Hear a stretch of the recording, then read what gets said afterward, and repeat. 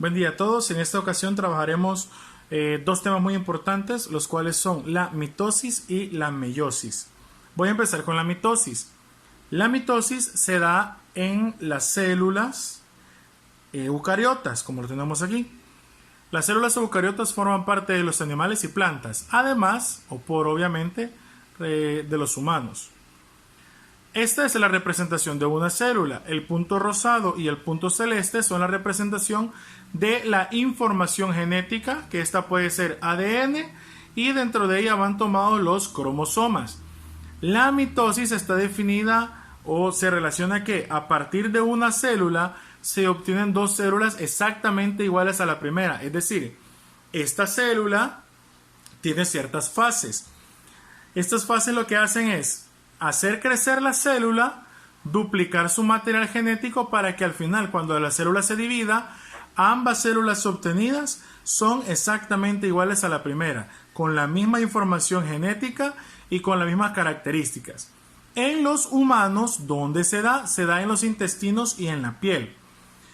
Realmente la mitosis son las células las cuales se encargan de sanar las heridas y regenerar los tejidos, pero con la excepción de las neuronas.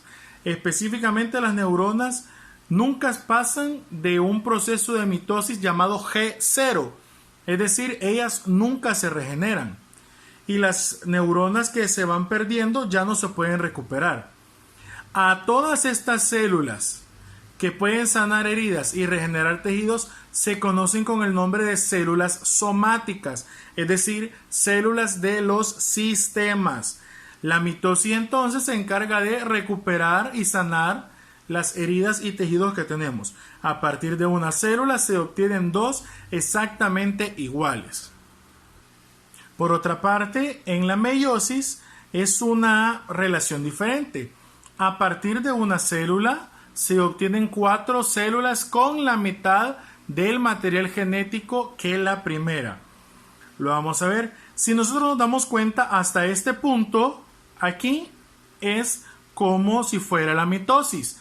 De una célula, su material genético crece y se duplica hasta obtener 2 células. Pero aquí es donde entra el nuevo proceso. Ustedes, cuando vean en su texto, van a encontrar las partes o las etapas que son telofase, anafase, metafase, y ahí van a ver que en la mitosis solo hay una, mientras que en la meiosis hay profase 1, profase 2, telofase 1, telofase 2, metafase 1, metafase 2, pero eso es porque se da un doble proceso. Si nosotros nos damos cuenta, aquí tenemos 2 células y de cada una de estas 2 células se hace una nueva división.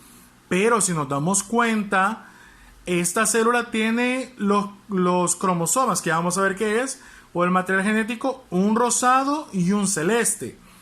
Al llegar a este punto se dividen, pero en el producto se obtiene una célula con información rosada, otra con celeste, y de la otra célula lo mismo. Esta pasa a dividirse y obtenemos una rosada y una celeste. Por eso, a partir de una célula que es la progenitora, si le podemos llamar así, se obtienen 4 células, pero estas con la mitad del material genético. Aquí tenemos que la célula tiene un rosado y un celeste, pero esta solo tiene un rosado, la mitad de la célula progenitora. Esta solo tiene un celeste, la mitad de la progenitora. Esta nuevamente un rosado y esta nuevamente un celeste. Ambas solo la mitad de la progenitora. ¿Dónde se da esto? La meiosis. Pues se da únicamente en organismos de reproducción sexual para formar los gametos. Ya vamos a ver específicamente cómo se da esta formación. Bien, veamos entonces. Los cromosomas están unidos con otros que se llaman autosomas. Tenemos en nuestro organismo un par de cromosomas, o sea, 2 cromosomas, que son los que determinan el sexo, es decir, hombre o mujer. Y tenemos 22 pares de autosomas, que son los que se encargan de los sistemas. Estos dan las características a todos los organismos. Ahora, ¿Cómo funcionan los cromosomas? Como tenemos un par, es decir, tenemos dos cromosomas. La mujer, sus cromosomas son dos, X y X. Así se representan, como una X y otra X. La primera X la da la mamá y la segunda X la aporta el papá. Recordemos que en la recombinación genética que se da por medio de la reproducción sexual, la mitad del material genético lo aporta la mamá y la otra mitad del material genético lo aporta el papá. Está aquí.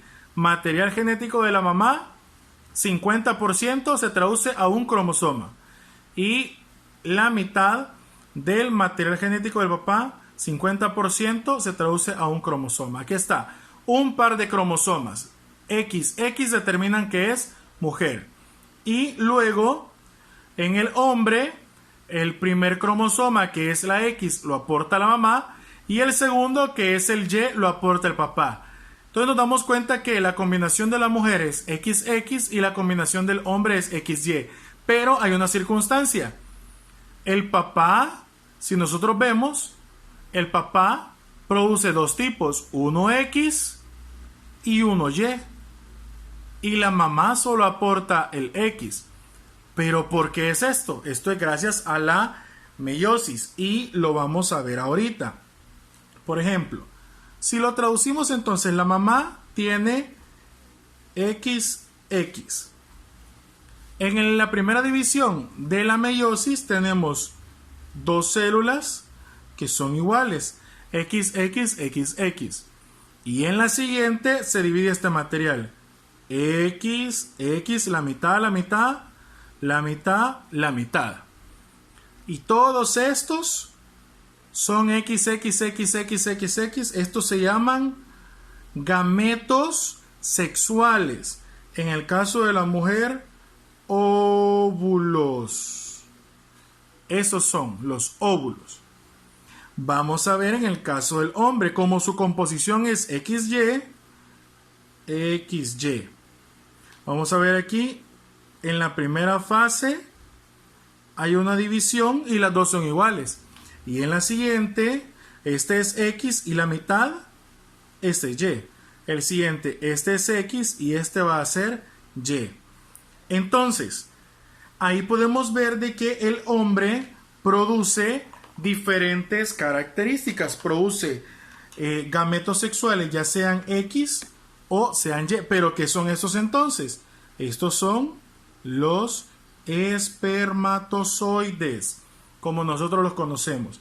Entonces, en una reproducción sexual, la mamá puede aportar un tipo de óvulo que va a ser X, porque solamente esos tiene.